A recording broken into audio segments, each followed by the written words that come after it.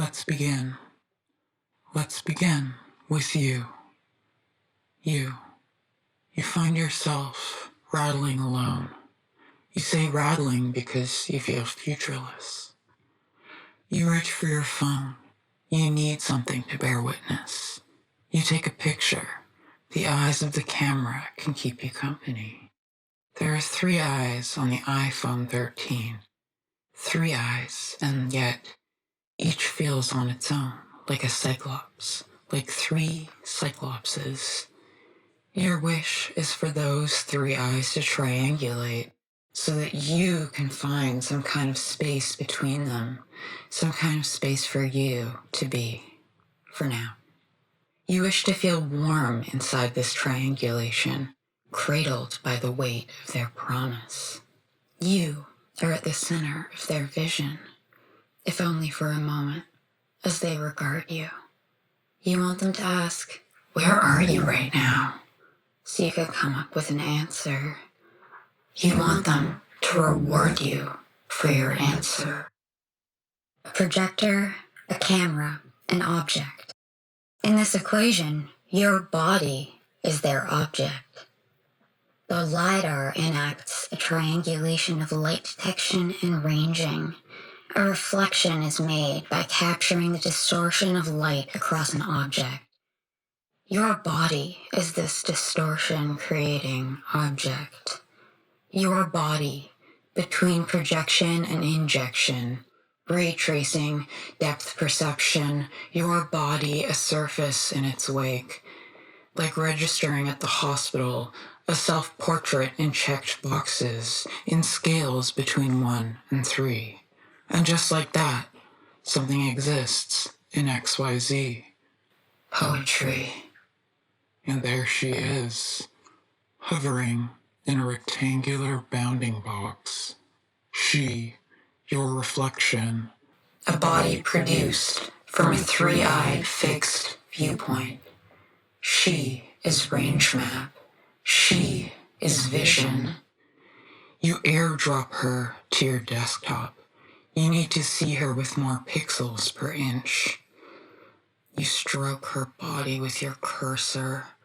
Your cursor, the pleasure of the strange act of looking. The camera left its trace as it captured her.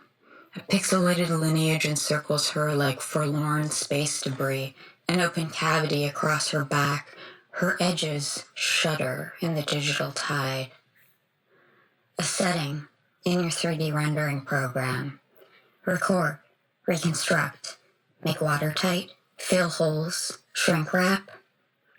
She is excavation. You, as a bleached bathtub. Her inconsistencies smoothed over in gray. Does her body slacken when you're not looking at her directly? You let people download you, but only transactionally. You are left with some kind of quotient. Is there a formula here for producing pleasure? You use the 0.5 zoom constantly for selfies. You become obsessed with yourself, elongated from afar. You wish you could see yourself from so far away. But she does. She sees you in 0.5. Have you already outsourced yourself? Think of all the people you can send me to, she says. They can have you in XYZ. They can have you in all 3 dimensions. Your body, that distortion-creating object available in clicks, swipes, taps.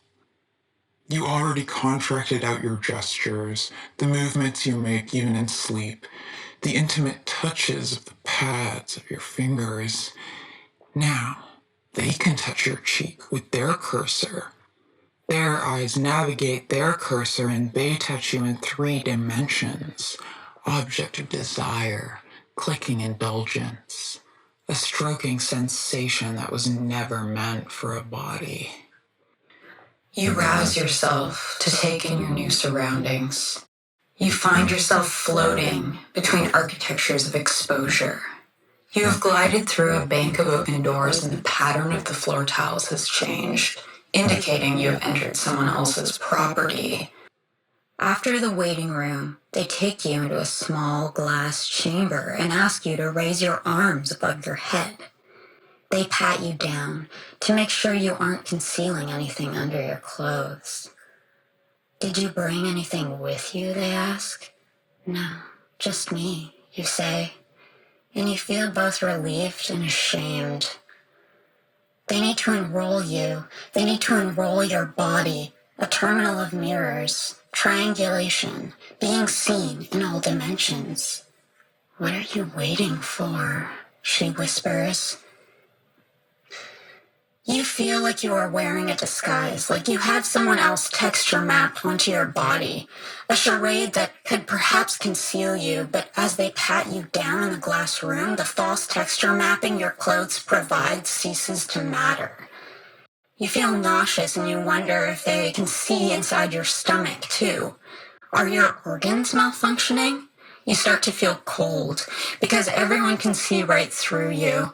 Everyone can see right through you, and you are made of liquid.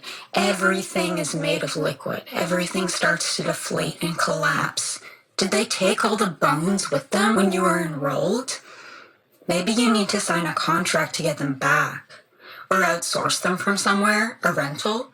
There must be a bone rental service. Or maybe a timeshare model, an app you can download. You press yourself against the wall, trying to use its smoothness as a structure to hold you in place, an XYZ axis to orient your body. You feel so cold. Your limbs are shaking like a wet towel in the breeze. You recall her anxiously. You recall her hovering gently in her rectangular enclosure, and you think maybe a rectangular enclosure would help keep you all together. You open the 3D scanning software, toggle to crop to ground plane. You can move the ground as an act of erasing unwanted pixels. You move the ground up. She is stuck as if in quicksand.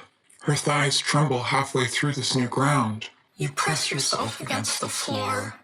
Crop to ground plane. You click over and over again, trying to reestablish some kind of structure. Your body feels slack because of all the missing bones. Is your body shrinking? Your skin sags flaccidly, and it seems like your organs are no longer interfacing with your body. You move your body using the XYZ plane, but your organs don't seem to follow anymore, like they are buffering. You must have forgotten to group the objects in your rendering engine. Now, you are moving and they are staying still. They are piercing through your skin as you move because your skin and your organs have become two incongruous objects. The ridges of your intestine, teeth biting through the side of a cheek.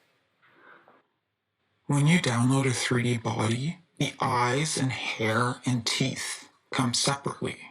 When you remove them, it's just an object with a human shape, a body-shaped suit. And then the eyes and teeth are just hanging there separately. Do the teeth tickle the skin? Do they bite the skin when they are exported? Do the eyes feel slippery when they come in and out of their sockets? Lubricated membrane, your teeth at the edge of your lips, the edge of your tongue.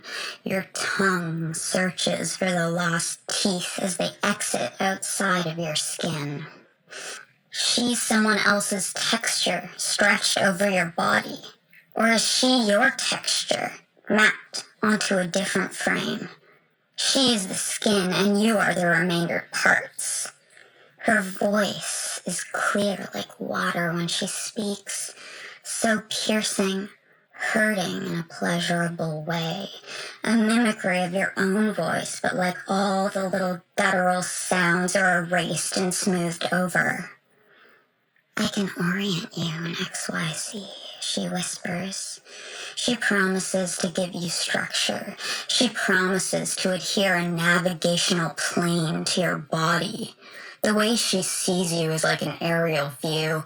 You are a topographic map. She's just passing through to survey its surface. Assemble yourself, she whispers. Assemble yourself so you are easier to parse as a flat surface. A vocabulary of tiny pieces, a stuttering knuckle, a spattering of pores, the 3 hairs growing out of that mole on your arm. You feel ashamed. But is this erotic? She paints you into small boxes outlined in blue, your skin against a vacant background. Is this erotic? Segments with uneven sides like the pads of fingers swiping, there's a stroking sensation that was never meant for a body.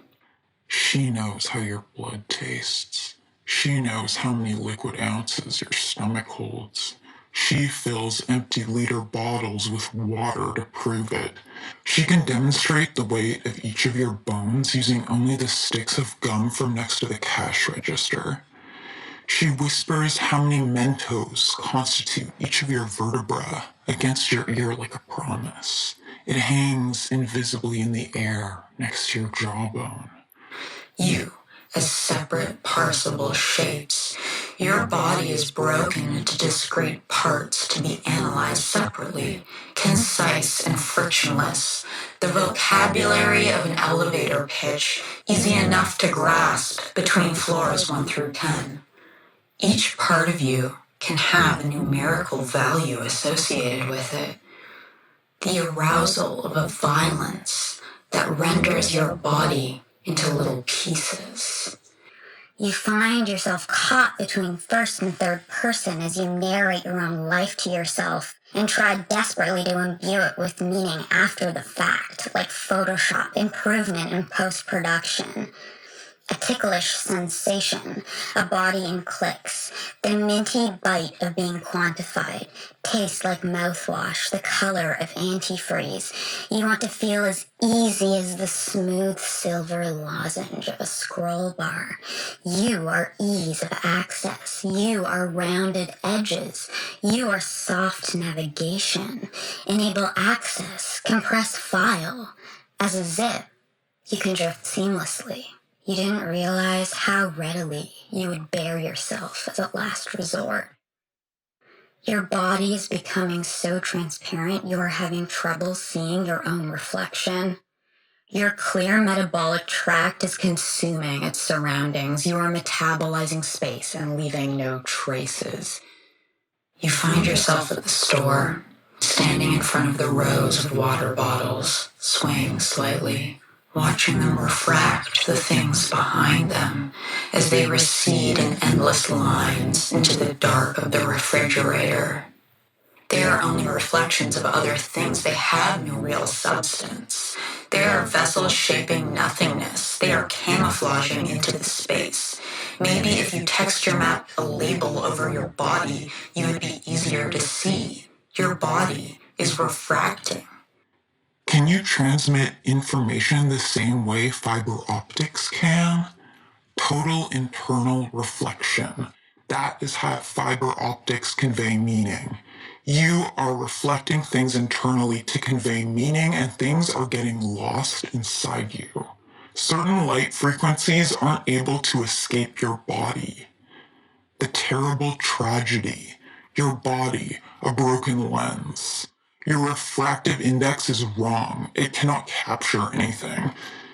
But her, she's an ideal lens. She is camera eye. She is perfect capture. She can focus information and convey its best possible meaning. You wonder how you can become such a lens. You feel like an obstacle to meaning. You are unable to take meaning and focus it. You are not a lens. You are a distraction. You are unfocused. You are smudged. You are distortion. You are a distortion creating object. You see her, and she is a shell of you, perfect for focusing light.